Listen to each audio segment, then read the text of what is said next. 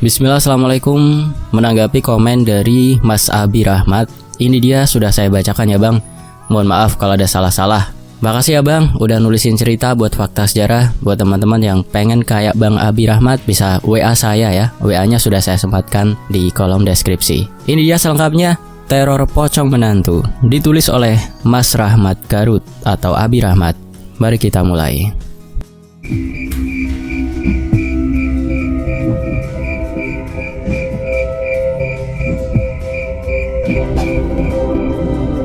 Malam itu, cuaca sangat mendung.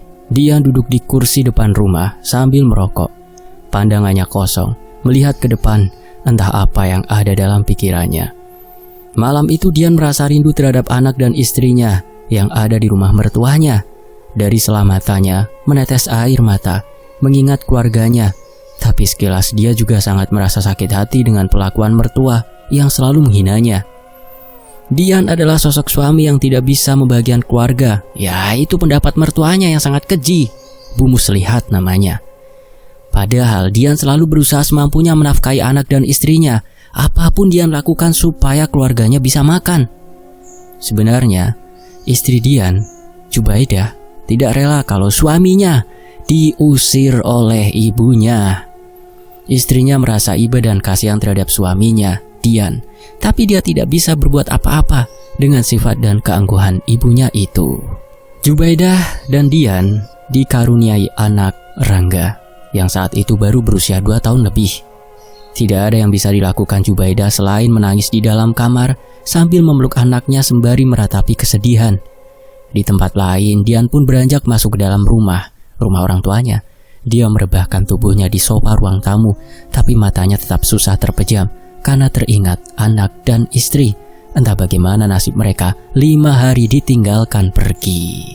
Dian menghela nafas panjang saat melangkahkan kaki ke rumah mertuanya. Ini bukan pertama kalinya ia datang ke sini dengan perasaan was-was. Sejak awal pernikahannya dengan Jubaidah, hidupnya tidak pernah benar-benar tenang. Bu Muslihat, ibu mertuanya, tidak pernah menyukai dirinya. Baginya, Dian hanyalah lelaki miskin yang tidak pantas mendampingi putrinya. Setiap kali bertemu selalu ada sindiran atau cibiran yang meluncur dari bibir perempuan itu. Hari ini pun tidak berbeda. "Ngapain kamu kesini lagi?" Suara nyaring Bu Muslihat menyambutnya begitu ia masuk ke ruang tamu. Dian mencoba tersenyum meski hatinya sudah penuh luka. "Saya cuma mau ketemu istri dan anak saya, Bu." Jubaidah keluar dari kamar, wajahnya tegang. Ia melirik ibunya sebentar sebelum menatap suaminya. "Aku cuma mau ngajak kamu pulang," ujar Dian pelan. Bu Muslihat tertawa sinis. "Hah, pulang kemana? Ke rumah kontrakan sempit itu?" "Jubaidah sama Rangga lebih baik di sini." "Kamu tuh gak punya apa-apa, Dian. Kasihan anak saya kalau terus hidup sengsara sama kamu." Dian mengepalkan tangan, mencoba menahan diri. "Saya gak mungkin biarin anak dan istri saya hidup terpisah, Bu. Saya masih bisa bekerja, masih bisa nafkahin mereka." "Alah, terserah kamu ngomong apa. Tapi anak saya gak akan balik ke gubuk reot kamu." Bu Muslihat menuding wajahnya dengan kasar. Jubaidah hanya diam. Ia tak berani membantah ibunya. Dian merasa sesak. Ia menatap Jubaidah, berharap ada sedikit keberanian dari istrinya untuk membela pernikahan mereka. Tapi perempuan itu malah menunduk, menghindari tatapan suaminya. "Sekarang kamu pergi," seru Bu Muslihat. Dian tetap berdiri di tempatnya. "Atau saya panggil tetangga buat usir kamu?" Jubaidah masih diam, tak berusaha mencegah ibunya. Dian akhirnya mengangguk pasrah. Ia sadar, sekeras apapun ia berusaha, Jubaidah tidak akan memilihnya. Dengan langkah berat, ia keluar dari rumah itu, meninggalkan istri dan anaknya. Malam itu, Dian duduk di teras rumah orang tuanya. Rokok di tangannya sudah hampir habis, tapi kepalanya masih dipenuhi kebingungan dan sakit hati. "Kalau kamu terus murung begini, kamu gak akan dapat jalan keluar, Nak." Dian menoleh. Ibunya, Bu Ratmi, berdiri di sampingnya dengan wajah penuh kasih sayang. "Aku udah berusaha, Bu, tapi kayaknya emang gak cukup." Suara Dian parau. Bu Ratmi duduk di sebelahnya, mengelus punggung putranya dengan lembut. "Jangan bicara begitu. Kamu laki-laki baik, suami dan ayah yang bertanggung jawab." Bu Muslihat mungkin belum sadar kalau Jubaidah butuh kamu. Dian tersenyum miris. Kayaknya dia nggak butuh aku, Bu. Dia lebih diam waktu ibunya ngusir aku, Bu. Bu Ratmi menghela nafas. Beri dia waktu, mungkin nanti dia sadar. Tapi malam itu harapan Dian kembali hancur saat ia mendapat kabar bahwa Rangga, anaknya sakit. Jubaidah nggak punya uang buat bawa ke dokter. Suara teman Dian yang memberitahu itu terdengar lirih. Bu Muslihat nggak mau ngeluarin uang sepeser pun. Dian meremas lututnya, dadanya berdenyut nyeri, membayangkan putranya terbaring sakit tanpa ada yang bisa menolongnya. Aku harus kesana lagi, Bu, ujarnya pada ibunya. Bu Ratmi menggenggam tangan putranya. Hati-hati, Nak. Semoga kamu bisa membawa istrimu dan anakmu pulang ya. Keesokan paginya Dian bangun lebih pagi dari biasanya. Ia ingin segera menemui Jubaidah dan Rangga. Ingin memastikan anaknya mendapatkan perawatan yang layak. Sebelum berangkat, ia sempat berpamitan pada ibunya. Jangan panik, tetap tenang. Bicaralah baik-baik, pesan Bu Ratmi. Dian mengangguk. Ia mengambil jaketnya, lalu keluar rumah dengan hati penuh harapan. Namun, takdir berkata lain. Dalam perjalanan menuju rumah mertuanya, sebuah truk besar kehilangan kendali. Kejadiannya begitu cepat. Tubuh Dian terpental ke aspal. Darah mengalir di sekitarnya. Ia bahkan tidak sempat mengucapkan kata-kata terakhir. Dunia seolah ikut berhenti saat nyawanya melayang di tempat kejadian. Berita kematian Dian menyebar dengan cepat di kampung itu. Pagi yang seharusnya menjadi awal harapan bagi Dian justru berubah menjadi akhir hidupnya. Tubuhnya yang penuh luka dibawa ke rumah orang tuanya, dan jeritan pilu Bu Ratmi menggema di dalam rumah sederhana itu. Nak, bangun nak, ini ibu. Kamu gak boleh pergi begini. Suara Bu Ratmi pecah. Air matanya tak terbendung lagi. Pak Margo, ayah Dian, hanya bisa diam. Wajahnya kaku menahan duka. Ia ingin menangis, ingin berteriak, tapi suaranya seperti hilang bersama kepergian putra satu-satunya. Di tempat lain, Jubaidah menerima kabar itu dengan tubuh gemetar. Matanya membelalak tak percaya. Ya Allah, Mas Dian, suamiku. Jubaidah menutup mulutnya. Air mata mengalir deras. Ia merasa dadanya begitu sesak, seolah dunia tiba-tiba runtuh menimpanya. Namun di sampingnya, Bu Muslihat hanya mendengus kecil. Ia menatap putrinya yang menangis dengan tatapan dingin. Lihat, udah ibu bilang kan, laki-laki itu cuma bikin hidup kamu susah. Sekarang dia mati. Habis sudah, katanya tanpa sedikit pun rasa kehilangan. Jubaidah terkejut menoleh ke arah ibunya. Bu, Dian itu suamiku, ayah dari anakku. Iya, dan dia juga biang kesialan di keluarga ini, sahut Bu Muslihat dengan ketus. Mati konyol di jalan kayak gitu. Ih, malah bikin malu keluarga. Jubaidah semakin menangis, tapi ia tak bisa melawan. Ibunya terlalu dominan, terlalu menakutkan. Saat hari pemakaman, keluarga dan tetangga berkumpul di rumah orang tua Dian. Namun yang membuat semua orang terkejut dan kecewa, Jubaidah tidak datang. Istrinya di mana ya, Jubaidah? Bisik seorang tetangga. Katanya nggak diizinin sama ibunya, jawab yang lain dengan lirih. Bu Ratmi yang mendengar itu hanya bisa menggigit bibirnya, mengelus dada. Hatinya semakin sakit melihat anaknya dikuburkan tanpa kehadiran istri dan anaknya. Saat jenazah Dian diturunkan ke liang lahat, langit mendadak mendung, angin bertiup lebih kencang dari biasanya. Seorang kakek tua yang dikenal sebagai dukun kampung berbisik pelan. Dian ini matinya nggak tenang, bakal ada yang terjadi. Malam ketujuh setelah kematian Dian tiba. Seperti adat yang biasa dilakukan, keluarga menggelar tahlilan di rumah Bu Ratmi dan Pak Margo. Puluhan tetangga hadir, duduk bersila, membaca doa-doa dengan khidmat. Jubaidah masih belum hadir. Bu Ratmi tetap berusaha tegar. Meskipun dalam hatinya ada luka yang semakin dalam, ia hanya bisa berdoa agar arwah anaknya tenang di alam sana. Setelah doa-doa selesai, para tetangga mulai pulang satu persatu. Pak Warsadi, Paman Dian masih duduk di ruang tamu bersama Pak Margo. Mereka berdua berbincang sambil menyeruput kopi yang tersisa. Tiba-tiba, trak! Gelas kopi tahlil di depan Pak Margo retak sendiri, lalu pecah berantakan. Semua orang yang masih ada di rumah itu terkejut. Loh kok bisa? Tanya salah seorang tetangga. Pak Warsadi hanya diam, matanya menyipit. Ia tahu ini bukan kejadian biasa. Ada sesuatu yang tak terlihat sedang berada di rumah ini. Namun ia memilih untuk tidak berbicara. Malam semakin larut. Suasana kampung sudah sunyi. hanya suara jangkrik dan gemerisik dedaunan yang terdengar. Pak Warsadi berjalan menuju rumahnya yang tak jauh dari rumah Bu Ratmi. Tapi saat melewati kebun kecil di samping rumah, langkahnya berhenti. Di sela pohon pisang, samar-samar ia melihat sesuatu berdiri. Sosok pocong, wajahnya penuh darah, matanya kosong menatap ke arah rumah Bu Ratmi. Dada Pak Warsadi berdegup kencang. Ia mengenali wajah itu. Itu wajah keponakannya, wajah Dian. Arwahnya belum tenang, sesuatu masih mengikatnya di dunia ini. Dan Pak Warsadi sadar, ini baru awal dari gangguan yang akan terjadi. Sementara itu di rumah mertua Dian. Sejak malam tahlilan, suasana di rumah Bu Muslihat berubah. Ada sesuatu yang terasa berbeda. Seakan-akan hawa dingin menyelimuti setiap sudut rumah. Jubaidah sering merasa ada yang mengawasinya. Saat sedang mencuci piring di dapur, ia melihat bayangan di kaca jendela. Tetapi bayangan itu tidak mengikuti gerakannya.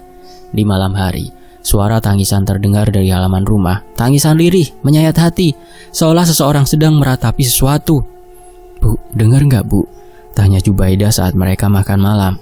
Bu Muslihat yang tengah menyuap nasi tiba-tiba berhenti. Matanya bergerak ke jendela. Tangisan itu masih terdengar, pelan, mengalun di kegelapan. "Ah, cuma angin," kata Bu Muslihat dengan nada ketus. Tapi malam-malam berikutnya, suara itu semakin sering muncul. Tak hanya itu, suara langkah kaki terdengar di lorong rumah, menyeret perlahan seperti seseorang yang berjalan dengan susah payah, dan juga suara lompatan. Duk, duk, duk. Jubaidah beberapa kali mengintip ke lorong, tapi tidak ada siapa-siapa. Sampai akhirnya suatu malam, suara langkah itu terdengar lebih dekat, berhenti tepat di depan kamar Bu Muslihat. Tok, tok, tok. Seseorang mengetuk pintu. Bu Muslihat yang tengah tertidur terlonjak bangun. "Siapa?" serunya. Tidak ada jawaban. Ia bangkit membuka pintu dengan kasar. Kosong, tidak ada siapa-siapa. Tapi saat ia menutup pintu, dari balik jendela kamar, sesosok bayangan putih melintas sekilas. Puncaknya terjadi di suatu malam ketika Bu Muslihat sedang berbicara di telepon dengan saudaranya. Jubaidah sedang menidurkan Rangga di kamar. Tetapi anaknya tampak gelisah. Bocah itu berkali-kali menatap ke arah pintu dengan mata membelalak. Saat itulah terdengar suara jeritan keras dari ruang tamu. "Ah!" Jubaidah terlonjak dan segera berlari keluar. Ia menemukan ibunya terkapar di lantai. Wajahnya pucat, pingsan dengan telepon masih tergeletak di lantai. "Ayah!" Suara kecil terdengar di belakangnya. Jubaidah berbalik, melihat Rangga berdiri di ambang pintu kamar dengan tangan gemetar. "Apa nak?" tanyanya, mencoba tetap tenang. Rangga mengangkat tangannya, menunjuk ke arah pintu rumah. "Ayah," bisiknya. Jubaidah menoleh, dan di sanalah dia, sosok yang selama ini menghantuinya dalam mimpi, Dian. Terbungkus kain kafan, wajahnya berlumuran darah kering, matanya menatap lurus ke arahnya. Jubaidah membeku, lidahnya keluh. Sosok itu tidak bergerak, tetapi udara di dalam rumah terasa semakin berat. Bau anyir darah menyengat membuat Jubaidah mual. "Ayah," Rangga kembali berbisik, suaranya penuh ketakutan. Saat Jubaidah mengalihkan pandangannya kembali ke pintu, pocong itu sudah menghilang. Tapi dinginnya masih terasa, dan sejak malam itu, gangguan semakin menjadi. Bu Muslihat mulai kehilangan akal. Ia sering berbicara sendiri, matanya selalu kosong. Dan setiap malam ia berteriak ketakutan, "Dian, pergi, jangan ganggu aku." Tetangga mulai bergosip, "Ih, Bu Muslihat kena sawan ya kayaknya," bisik salah seorang ibu-ibu saat lewat depan rumah. "Kasian, mungkin kena karma," sahut yang lain. Jubaidah tidak bisa berbuat banyak. Setiap malam pintu rumah diketuk berkali-kali. Setiap ia buka tidak ada siapa-siapa. Suara langkah lompat-lompat semakin sering terdengar. Kali ini lebih dekat. Kadang ia merasakan nafas dingin di tengkuknya saat sedang tidur. Rangga pun mulai sering sakit-sakitan, demam tinggi tanpa sebab. Jubaidah tidak tahan lagi. Ia mencoba bantuan orang pintar. Namun saat ia mengusulkan hal itu, Bu Muslihat menolak mentah-mentah. "Kita kagak butuh dukun-dukunan," serunya. "Bu, ini udah gak normal Bu," kata Jubaidah dengan suara bergetar. "Ini Dian. Dia marah Bu." Bu Muslihat menatapnya dengan mata merah. "Dian kan udah mati. Kalau dia gentayangan itu cuma jin. Kita harus lebih kuat, jangan takut." Pernyataan Bu Muslihat berbanding terbalik dengan dirinya yang juga ketakutan oleh sosok pocong yang menerornya habis-habisan. Jubaidah menggeleng, merasa putus asa. Namun dalam hati kecilnya ia tahu, Dian belum pergi, Dian tidak tenang. Dan jika mereka tidak segera melakukan sesuatu, teror ini akan semakin parah. Sejak kemunculan pocong Dian di rumah Bu Muslihat, keadaan semakin memburuk. Bu Muslihat yang biasanya keras kepala dan penuh gengsi, kini berubah menjadi seseorang yang terus-menerus dihantui ketakutan. Setiap malam ia mendengar bisikan di telinganya. "Bu, kenapa ibu usir aku? Kenapa ibu pisahkan aku dan anakku? Aku sakit." Kadang bisikan itu terdengar sangat dekat, seakan-akan ada seseorang yang berdiri di belakangnya. Saat menoleh tidak ada siapa-siapa. Hampir setiap malam, Bu Muslihat terbangun dengan keringat dingin membasahi tubuhnya. Nafasnya tersengal-sengal. Matanya liar mencari sesuatu di dalam kamar. Hingga akhirnya pada suatu malam, teror mencapai puncaknya. Bu Muslihat sedang berbaring di tempat tidurnya, mencoba memejamkan mata, meskipun perasaan gelisah terus mengganggunya. Udara di dalam kamar terasa berat, seolah ada sesuatu yang menekan dadanya. Suara lompatan kaki terdengar dari dalam kamar. Bu Muslihat menahan nafas. Jantungnya berdegup kencang. Ia ingin bangun, ingin lari, tapi tubuhnya terasa berat. Lalu, aroma pandan dan anyir darah mulai tercium. Dalam kegelapan kamar, perlahan muncul sosok itu. Pocong Dian berdiri di sudut ruangan. Tubuhnya membusuk, wajahnya berlumuran darah. Matanya yang kosong menatap langsung ke arah Bu Muslihat. Jeritan histeris menggema di seluruh rumah. Jubaidah dan Rangga yang mendengar teriakan itu segera berlari ke kamar Bu Muslihat. Mereka menemukan ibunya kembali terkapar di lantai. Tubuhnya kejang-kejang, mulutnya mengeluarkan suara seperti rintihan. Sejak malam itu, Bu Muslihat benar-benar berubah 180 derajat. Ia mulai berbicara sendiri, tertawa tanpa alasan, lalu tiba-tiba menangis seperti orang ketakutan. Dian, jangan ganggu ibu. Tolong, maafkan ibu, Dian." Kadang di tengah malam ia berjalan mengelilingi rumah dengan mata kosong, seperti seseorang yang kehilangan akal. Para tetangga mulai membicarakan kondisi Bu Muslihat. Jubaidah tidak bisa lagi tinggal diam. Ia tahu ini sudah di luar batas kewajaran. Akhirnya, dengan segala keterpaksaan, ia mencari bantuan seorang ustadz untuk mengobati ibunya. Malam itu Ustadz Rahmat datang ke rumah mereka, membawa beberapa santri untuk membantu prosesi ruqyah. Begitu melihat Ustadz, Bu Muslihat langsung meronta. Ia berlari ke sudut ruangan, matanya penuh ketakutan. Pergi, jangan bawa dia!" teriaknya histeris. Ustadz Rahmat hanya tersenyum tipis, lalu mulai membaca ayat-ayat suci. Begitu ayat pertama dibacakan, Bu Muslihat langsung menggeliat. Tubuhnya melenting seperti ditarik oleh sesuatu yang tidak terlihat.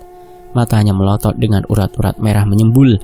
Suara jeritanya berubah, bukan lagi suara wanita tua, melainkan suara yang dalam dan mengerikan. Jubaidah menahan nafas, sementara Rangga bersembunyi di belakangnya, gemetar ketakutan. Saat ruqyah berlangsung, tiba-tiba terdengar suara tawa dari luar rumah, tawa yang lirih, panjang, dan menyeramkan. Semua orang yang ada di dalam rumah membeku. Ustadz Rahmat tetap melanjutkan bacaan ayat sucinya, tetapi tawa itu semakin keras, seakan-akan seseorang berdiri tepat di depan rumah mereka. Kemudian, dalam sesi ruqyah terakhir, Ustadz Rahmat menatap tajam ke arah Bu Muslihat yang masih menggeliat di lantai. "Arwah Dian tidak tenang, ada dendam yang belum selesai, ada ketidakadilan yang ia alami semasa hidup," ujar sang ustadz dengan suara dalam. Jubaidah merasa darahnya berdesir. Kata-kata itu menghantam kesadarannya. Dian, selama ini dia tidak pernah benar-benar mendapat keadilan atas apa yang terjadi padanya. Sementara Bu Muslihat semakin menggila, tubuhnya bergetar hebat, menangis tanpa henti, seakan-akan ada sesuatu yang terus menghantui pikirannya. Dan dalam tangisnya, ia terus menyebut nama Dian. Setelah ruqyah selesai, Jubaidah duduk sendirian di kamar. Ia merenungi semuanya. Perlakuan ibunya terhadap Dian, kematian suaminya, dan kini semua dosa itu kembali menghantui mereka. Air mata jatuh di pipinya. Ia menangis, menyesali suaminya. "Mas Dian, maafin aku," isaknya pelan. Ia merasa bersalah. Seharusnya dulu ia membela Dian, tidak diam. Seharusnya ia tidak membiarkan ibunya memperlakukan menantunya seperti itu. Tapi semuanya sudah terlambat. Jubaidah menghapus air matanya dan menarik nafas panjang. Ada satu hal yang harus ia lakukan. Keesokan harinya sebelum matahari terbit, Jubaidah memutuskan untuk pergi ke makam Dian. Ia tahu hanya dengan meminta maaf secara langsung mungkin arwah Dian bisa tenang dan teror ini akan berakhir. Di sisi lain, Jubaidah dan Rangga berjalan perlahan menuju makam Dian. Langit mendung tanpa bintang. Setelah datang ke rumah mertuanya Bu Ratmi, mereka melanjutkan ke makam. Udara di sana terasa lebih dingin dari biasanya. Sepanjang perjalanan, Jubaidah menggenggam tangan Rangga erat-erat, seakan takut kehilangan anaknya di tengah suasana yang semakin mencekam. Sesampainya di pemakaman, angin bertiup kencang, membuat daun-daun kering berterbangan. Lampu-lampu di sekitar makam berpendar samar, menciptakan bayangan-bayangan aneh di antara nisan-nisan.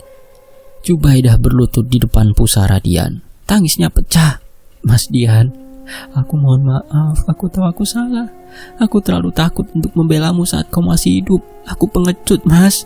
Maafkan juga orang tuaku yang sudah menyakitimu, Mas." Rangga yang masih kecil ikut menangis melihat ibunya bersimpuh di depan makam bapaknya. "Ayah, aku kangen," gumamnya lirih. Tiba-tiba angin yang tadinya hanya berembus perlahan berubah menjadi kencang. Suasana berubah tegang. Dari kejauhan terdengar suara lirih, suara yang sangat mereka kenali. Jubaidah tersentak, matanya membesar, tubuhnya gemetar hebat. Itu suara Dian, namun dari mana asalnya? "Jubaidah, kenapa baru sekarang?" Jubaidah menoleh ke segala arah, mencoba mencari sumber suara itu, tapi tak ada siapa-siapa selain dirinya dan Rangga. Jubaidah kembali bersimpuh, menangis semakin keras. "Aku menyesal, Mas Dian. Aku ingin kau tenang, Mas. Aku ingin kau bahagia di alam sana." Tiba-tiba di antara kabut yang mulai turun, sesosok pocong muncul tak jauh dari pusara. Sosok itu berdiri diam, tubuhnya dibalut kain kafan yang telah kotor dan berdebu. Wajahnya masih samar, tapi matanya penuh dengan kesedihan. "Mas Dian," Jubaidah tercekat. Pocong itu bergerak, perlahan mendekatinya, tapi sebelum benar-benar sampai, sosok itu berhenti. Sesaat kemudian, kabut semakin tebal, menutupi semuanya. Dan begitu kabut menghilang, pocong itu tak lagi terlihat. Keheningan menyelimuti pemakaman, tak ada angin, tak ada suara burung malam, hanya suara nafas Jubaidah dan Rangga yang tersengal ketakutan. Jubaidah menatap nisan Dian sekali lagi. Mungkin ini tanda bahwa Dian akhirnya bisa pergi dengan tenang. Namun, apakah benar seperti itu? Di sisi lain, di rumah Bu Muslihat keadaan semakin memburuk. Wanita itu sudah benar-benar kehilangan akal sehatnya. Setiap malam ia berteriak ketakutan, berbicara sendiri, dan melihat sesuatu yang tak kasat mata. "Jangan dekati aku, pergi, aku tidak salah, aku tidak bersalah." Warga sekitar sering mendengar cerita-ceritanya yang membuat bulu kuduk berdiri. Anak-anak dilarang bermain di dekat rumahnya karena mereka sering melihat bayangan aneh berkeliaran di sekitar rumah. Hingga suatu malam, ketakutan itu mencapai puncaknya. Pagi harinya Jubaidah yang baru pulang dari pemakaman mendapati ibunya tergeletak di kamar. Matanya melotot ketakutan, mulutnya terbuka seakan hendak berteriak, namun tak ada suara yang keluar. Tubuhnya kaku, dingin seperti es. Tak ada yang tahu pasti bagaimana ia meninggal. Tapi satu hal yang semua orang percaya, Bu Muslihat telah menerima hukuman dari arwah Dian.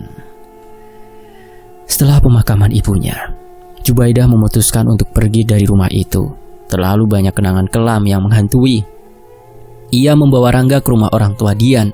Dengan penuh penyesalan, ia bersujud di depan mereka. "Bapak, Ibu, maafkan Jubaidah. Jubaidah tahu Jubaidah tak pantas lagi di sini, tapi tolong terimalah Rangga sebagai cucu ayah dan ibu." Orang tua Dian saling pandang. Air mata membasahi pipi mereka. Mereka memang masih menyimpan luka, tapi bagaimanapun juga, Rangga adalah cucu mereka. Dengan berat hati mereka mengangguk. Malam itu sebelum tidur, Jubaidah bermimpi. Dalam mimpinya, Dian berdiri di bawah pohon besar, tersenyum padanya. Wajahnya sudah tidak lagi menyiratkan kesedihan, hanya ketenangan. "Jaga Rangga baik-baik ya," katanya. "Aku sudah tenang dan sudah ikhlas kok." Saat Jubaidah terbangun, air matanya mengalir. Ia menghela nafas panjang, merasakan sesuatu yang berbeda. mungkin ini benar-benar akhir dari segalanya. Selesai. Demikianlah sebuah kisah dari Kang Abi Rahmat di Garut. Teman-teman juga bisa mengirim kisahnya seperti Kang Rahmat ya, bisa melalui nomor WhatsApp saya. Nomornya sudah saya sertakan di kolom deskripsi ya. Mohon maaf kalau ada salah kata. Saya pamit, sampai jumpa di kisah lainnya tetap di Fakta Sejarah. Alhamdulillah. Wassalamualaikum.